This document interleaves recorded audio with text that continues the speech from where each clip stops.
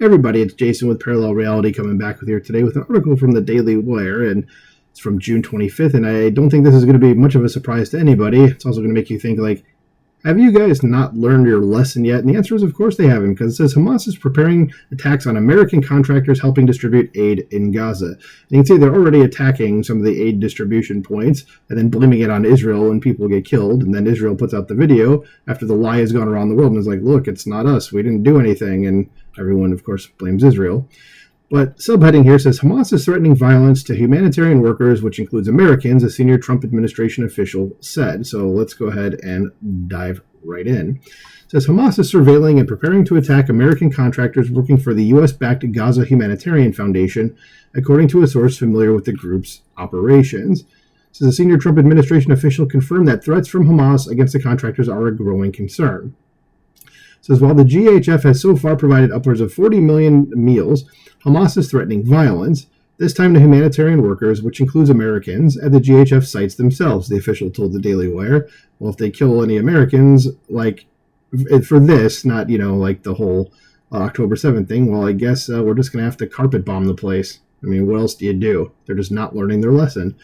Was concerned about a potential Hamas attack come after Hamas assassinated around a dozen Palestinian GHF workers earlier this month while they were taking a bus to aid distribution sites ahead of their first day of work.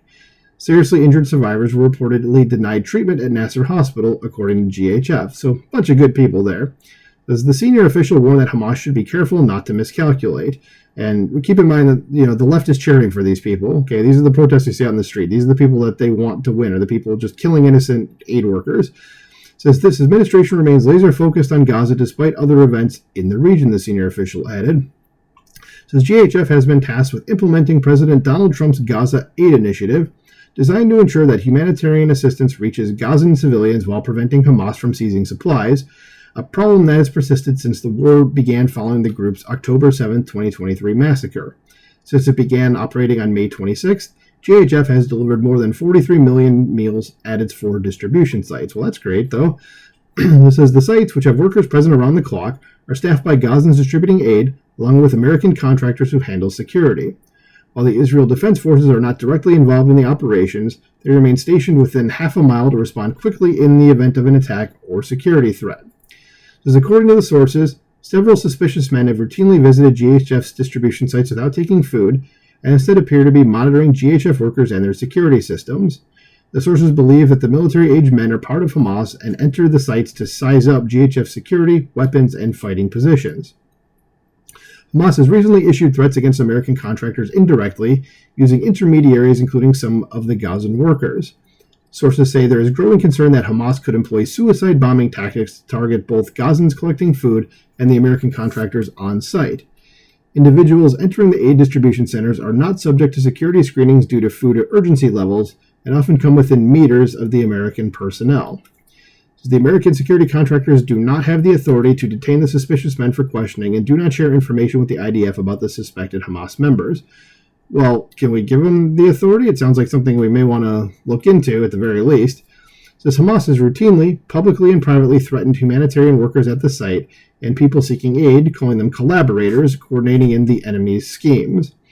As all collaborators, thieves, not themes, but thieves, and criminal armed gangs are legitimate targets for the resistance units and security, Hamas said in a joint statement with other Palestinian factions, according to the Foundation for Defense of Democracies.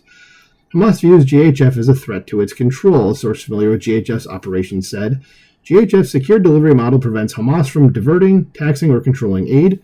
By delivering food directly to civilians without interference, GHF undermines Hamas's grip over the population and its ability to weaponize aid for political leverage. According to GHF, many Gazans who received aid during the organization's first days in operation said it was the first time they had ever received humanitarian assistance for free, despite the large number of aid trucks entering the region during the conflict. Hamas has been documented seizing supplies from those convoys, yes, because they want to control everything. Thus, to date, the GHF says it has not encountered any major security incidents, and Hamas has not directly challenged the organization at its distribution sites. But sources say the threat to the American contractors remains serious. The contractors employed by UG Solutions are armed, well-prepared, and highly experienced, and most are former U.S. Special Forces personnel. So basically the exact people you don't want to F with. So good luck with that, Hamas. This Hamas has also attempted to delegitimize the GHF during its final month of operations by using threats to discourage local partnerships and intimidating Gazans to keep them from collecting aid. Some nonprofit organizations that had expressed interest in supporting the GHF have backed away due to threats or chosen to keep their involvement undisclosed for safety reasons. Following the execution of the Gazan workers, some remaining staff chose to leave the GHF out of fear for their own safety or that of their families. That's totally understandable. Says others have continued working but remains extremely cautious, taking extra security precautions and avoiding Hamas-controlled areas whenever possible. Additionally, the Hamas-run Gaza Ministry or Gaza Health Ministry, and keep that in mind whenever you hear that and saying news is coming out from the Gaza Health Ministry that it's controlled by Hamas, says they have has worked to undermine the organization by vaguely referencing aid distribution sites and reports about violence occurring near United Nations facilities, creating confusion and suspicion about the safety of GHF sites. So Hamas doing Hamas things, and hopefully none of our people get hurt.